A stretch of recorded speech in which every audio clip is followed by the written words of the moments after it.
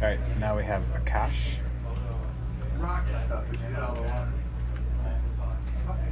So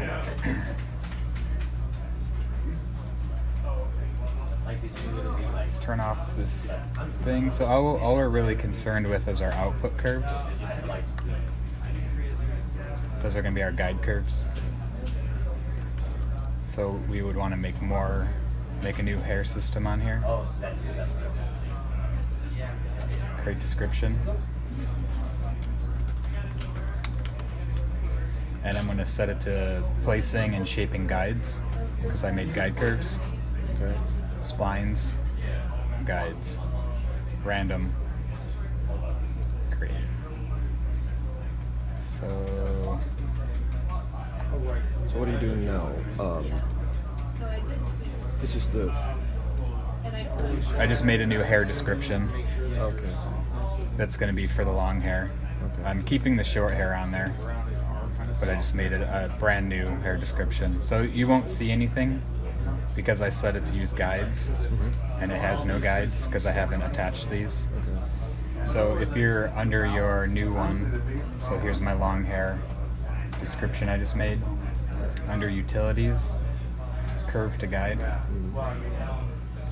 and then you want to turn off delete curves. You want to preserve dynamic link, and then you'll want to add guides. Alright, so you should see the orange, which is like the color of the XGen guides.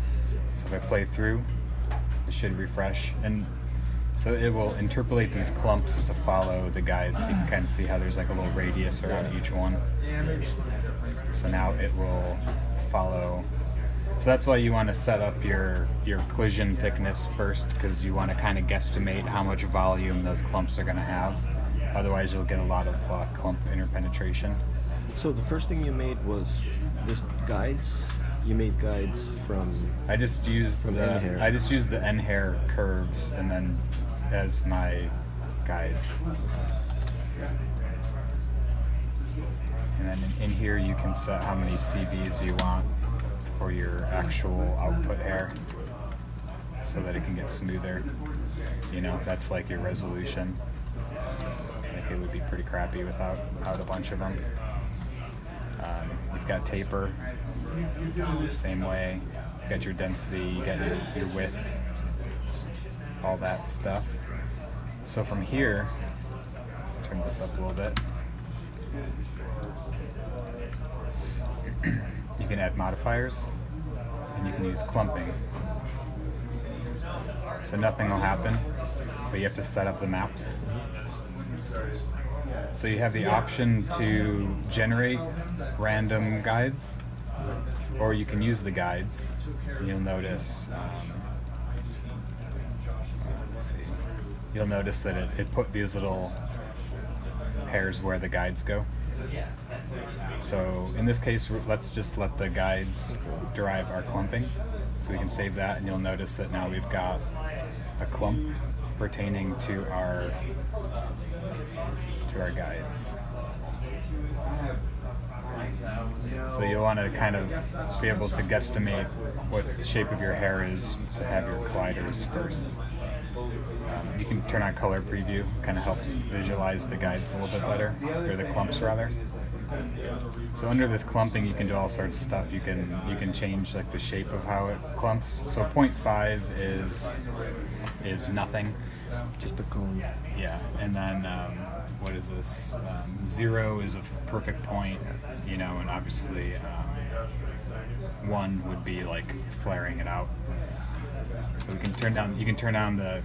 This is like a mask. You can do an overall mask for all this stuff. There's noise in here, which is also, it's on a per clump noise, which is kind of cool. So you can try and get some variation in there on a. Let's try and get like a bigger wave to it. And it kicks out everything so you can see. Do something like that. Which I actually don't. There's also curling in here. So yeah, it's depending on if you go 0 to 1, it'll change the direction that it curls it. So you can do a little bit of that. Intensity. So from there, you can add more clumping. Is what I like to do. And then you set up maps this time, and I try to do like a smaller clump than the other one is. So let's generate that and save it.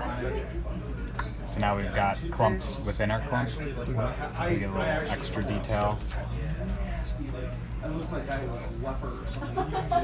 So that's how we can get some fancier bits. We can add more noise to this. Usually try and pick like a different frequency so that it's breaks it up a little bit. Sometimes on this like sub clump you want to add a little like puff to help like solve some density. So now you can kind of see you've got all the clumps within the clump. So this will now just follow those main guides. You'd probably want more guides than that. This is a pretty cheap version. Other things you can do from here are add noise. So this is like a overall noise for the whole entire thing. So you'll see that it gets pretty crazy. You can get it all like super frizzy. Cutting helps a lot. So you can have it cut. Right now it's randomly cutting between 0 and 0.2. So it keeps the history of all the modifiers. But then it's like I lift up my pant leg and I Yeah. The noise it'll move through this noise volume. You can see it kind of going crazy. So you would want to bake this, and then your noise will be static. like to be honest, just Google guides and Yeah, I mean that's pretty much how you do it. And then if you wanted to render it, what I usually do is I export these, export Alembic cache, and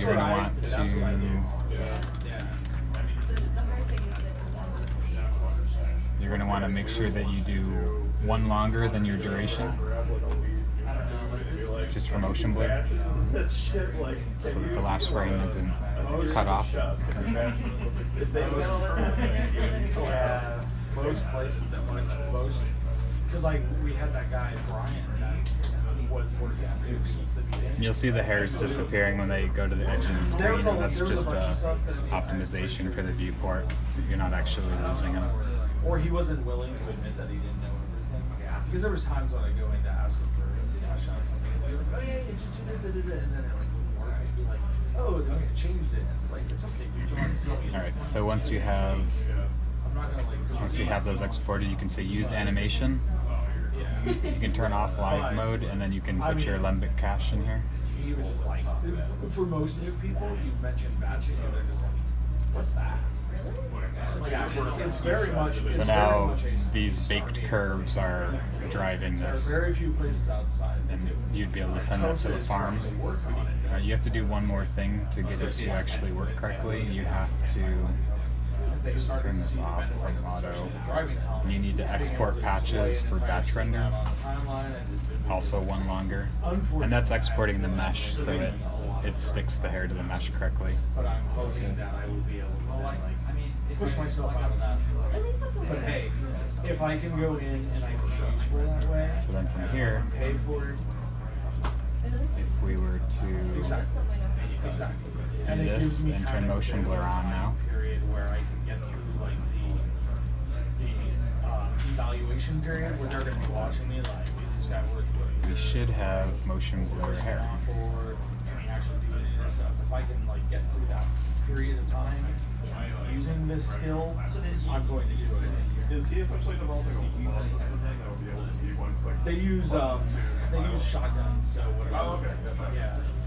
So whatever they like. So that's how you do dynamic hair. I don't How about know. shader color? You As just far as assign I it? know, it's 3D using After Effects. Yeah. Because even so, Chris Alright, so if you want to do fancy hair color, there's V-Ray has a nice hair material, and you can just assign that to your group here. So if I do that, we would get some hair color.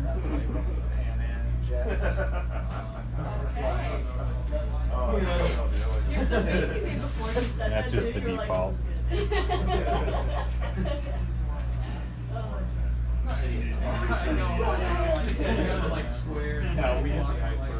Now if you wanted to control that color, there is a V-Ray hair sampler. And you have to right click, show all attributes. And you'll see there's a distance along hair strand and a random color by strand. So here you can put a ramp in. 2015, we set sail just being So if I wanted to do distance along hair, you can plug that into your V coordinate. And then we'll get, let's see, let's pick a color that's obvious. all the overtime and everything. It's like, holy crap, Some kind of like fiery looking hair. I'm just going to turn down this transmission because it can kind of get kind of wild. yeah. Plug that into our diffuse color. Yeah, we like that. Now we should get a red to yellow gradient. From the root to the tip. Yeah. One of those credit cards that I paid off was back up on and stuff like that because it's like we just had to. But at least it's not. Yeah. So now we get our ketchup and mustard hair color. Just since the time we moved out here. So that's pretty cool if that's something that you want. And you can control that obviously in just the formation of the ramp. Another thing you can do, Because like there's a technique to getting out of that. You take your just lowest, you can do your random by strand, and you'll plug that into U and V. You can set this to none, so that you can kind of control it as like a percentage. So you'd be able to say, You're still outputting the same amount of money, but you're burning. so now we could say, oh, like 80% of this stuff is red to yellow, and maybe some of this is let's pick and then next thing you know, green. you're like paying off your last credit. So now we'll have a small percentage of Now, mind green you, hairs there is randomly like, sprinkled in there. some importance to having a credit card in terms of Maybe like just because I Chicago building credit, you Hopefully. need to be able to buy a house and stuff like that. So like the real idea is that you Oh, wait. make purchases on that. And actually talking to Tyler, he changed I do this backwards now, so you He's need to like, plug it in. I don't want to put my debit card on Take two. because if your debit card numbers, I mean, banks Amateur are hour. able to deal with fraud. So now you can start to see there's some of this green being sprinkled in. Like if you wanted to introduce white hairs or gray hairs or something like that. Just using the bright colors for the example. So yeah, you can put as many different values in there as you want. You can introduce in some darker bits if you wanted to have Starting on this date, some really dark stuff. That's just the percentage, right? Yeah. Smaller there. So yeah, it's just randomly, each hair randomly picks some point in that thing.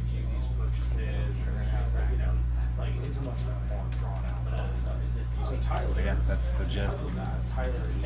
I'll stop this now. Okay.